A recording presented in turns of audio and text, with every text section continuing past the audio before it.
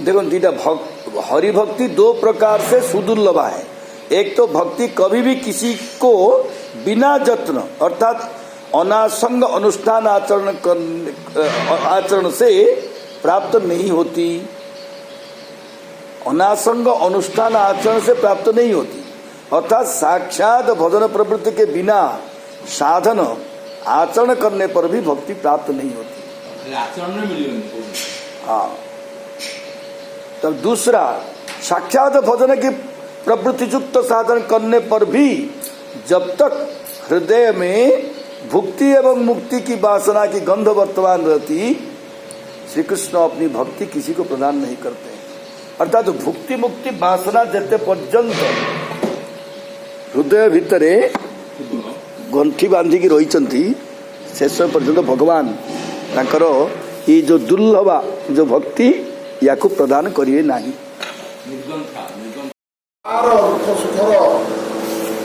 कर्म वासना अनुसार से सेटिंग से अनुसार तुम तल उपर से कौन तल उपर स्वप्न राज्य तल उपर मरीचिकार तुम दौड़ ना नहीं तेणु एडा कर किसी तेणुक जो मरीचिकार स्वप्न आम जो घनिष्ठ संपर्क रही एथिपाई साधकर कीर्ति स्तर अनुसार ही भगवान अफल करुँच बुझे तेणु बाबा से कथा कहते गोपाल स्नान करके भक्त नहीं आस तार कर्म अनुसार पुओ झील चाकरी ममता को मिल किसी आम हाथ ना कि आमर कर्तव्य है जेहेतु से गोपाल स्नान कर आर गोटे परमाणु संस्कार रह जो परमाणु संस्कार की ये जो प्राप्त अप्राप्त रूप से ऊपर उठे दुख सुख ऊपर उठे मागिबा न मागिबार ऊपर उठे सहीटा तार जोटा कि आम कहुई जन्मांतरे लभ पुण्य तद भागवतम लभे महात्मा जन्मांतरे लभे पुण्य भागवत लभे जो भागवत व सत्संग जहाँ प्राप्त होती आपणकर जो सांसारिक पुण्यफल मिलूँ तार ये पुण्य कहला एठी जो पुण्य जन्मांतर लभित पुण्य जो कहुई ये पुण्य ये दुख सुखर पुण्य नुहे ये परमार्थिक पुण्य परमार्थर पुण्य कि जाते पुण्य ना कोई निष्काम भाव भगवत सेवा कर महत्तर सेवा कर कृपा दृष्टि रही से कृपा दृष्टि जन्म जन्मांतर ही पुंजीभूत हो बलवतर होती जहाँफल कि तुमको आज सत्संग मिलूँ सत्संग मिलूँ निष्काम कर्मयोग शुणापी रुचि हो तो फल शून्य कथा कहले केतजन रुचि हम कार हम कोटि कोटि के क्या जन को रुचि हम जनाटी कथा सत ठीक हो बाकी अन्य माने सब फल शुद्ध दरकार बिना फल शुद्ध कहीं बसबे आसबे कीर्ति वृंदावनो वृंदावनो वृंदावन सखी भुवो वितनोति कीर्ति तद्देवकी सुतपदाम्बुजलब्ध लक्ष्मी गोविंद वेणु अनुरक्त मयूर नृत्य प्रेक्षामृषा अपरदान समर्थ सत्वा ये वेणु स्वर्ण माधुर्य एभली बढ़ी जाइए एभली आकर्षण करुच्ची वृंदावन आउ जहाँ कि सब आम थिला 10टी सब गमन कर कार महत्व किसी ना वेणु स्वर एत महत्व बढ़ी जाइए सबुड़ा से दबेकी तार निजा कम कर मयूर मान देखुए तो कि नृत्य कर सब वेणु स्वर आकर्षण आदि ना अन्यास मूढ़ मतयोपि हरिणयेता जानंदनंदनोपाद विचित्र आकरेण वेणुराणितम सह कृष्ण सारा उदात दुर्विरचिता प्रणयावलोकित तुम्हें एगुड़ाक बुझ न बुझ किसी बुझा आवश्यकता नहीं बाबा कहूँ केवल तुम्हें गान कर तुम गान कर एत भगवान एत प्रीत हे एत प्रीत हे कहना आ किसी साधन नहीं ये साधन ही मूल भगवान कर्म को जमी कृष्ण करना मत केवल रूप माधुर्य गुण वर्णनार स्वाद एत लगे जे भगवान कर्म को अति मधुर है तो नाम दिहला कर्णामृत सेमती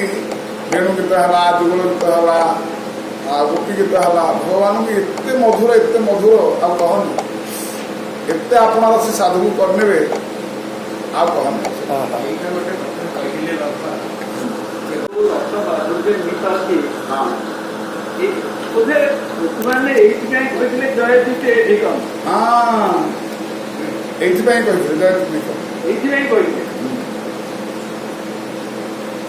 जयती जन्मना ब्रज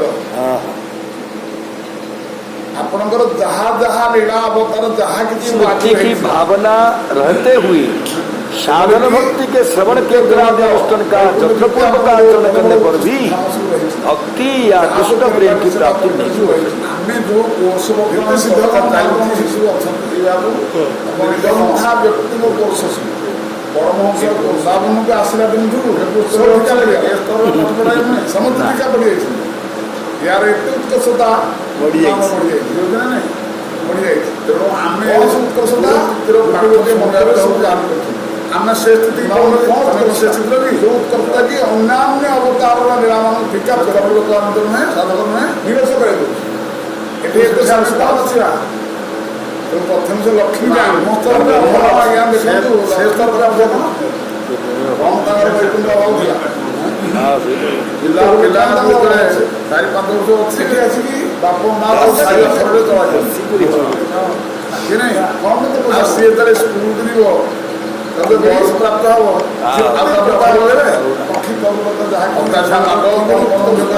कि प्रेम दिया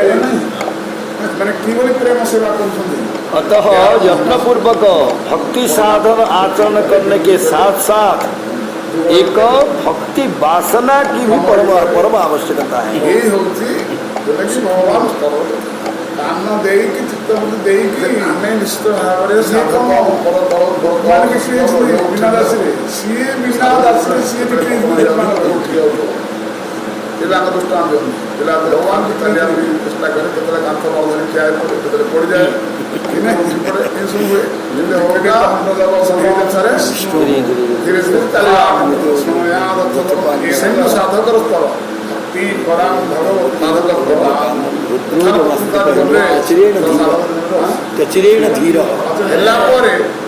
सी सेथि तारु मूल केवल ज्ञान सिद्धांत प्रेम सहित गदगद होगी गान भाव सहित गान करते भगवान एकदम इतने खुशी होती है भारी खुशी है माने ब्रह्म मुहूर्त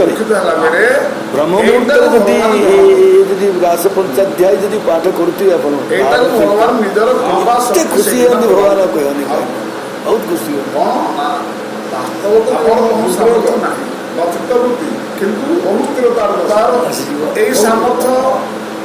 जोटा कि पश्चाताप दुखी हो मत पाई दुखी हो तथा ही भागवत 2:4 किरात हूणांद्र पुलिंद आभीर पंकाजवला कसादय ये च पापा जदुपाश्रया शुद्ध्यन्ति तस्मै प्रभ विष्णवे नमः। श्री सुखदेव जी ने महाराज परीक्षित से कहा है किरात ऊण अंध्र पुलिंद पक्कस आभीर कंक जवन खस आदि जो समस्त पाप जातियां हैं और जो कर्मवशत पापात्मा है वे भी श्री भगवान के आश्रित भक्त गणों का आश्रय गण करके पवित्र हो जाते हैं। ऐसे प्रभावशाली उन श्री भगवान को मैं प्रणाम करता केवल हूँ। इस श्लोक में भक्त कृपा द्वारा मूर्ख जनों के श्री कृष्ण भजन की बात प्रमाणित की गई है। एटा प्रथम धृति शब्द को व्याख्या करें तापर कहते किंबा धृति शब्दे निज पूर्णता ज्ञान कय दुखाभावे उत्तम प्राप्ति महापूर्ण है। आत्मा शब्द का अर्थ धृति अर्थात धैर्य किया गया है। इस बयान में धृति शब्द का दूसरा अर्थ करते हैं। किंबा धृति शब्द का अर्थ है निज पूर्ण ज्ञान। किसी को अपनी पूर्णता का ज्ञान तभी होता है जब दुख का विनाश हो जाता है एवं जब उत्तम वस्तु अर्थात भगवत प्रेम की प्राप्ति होती है।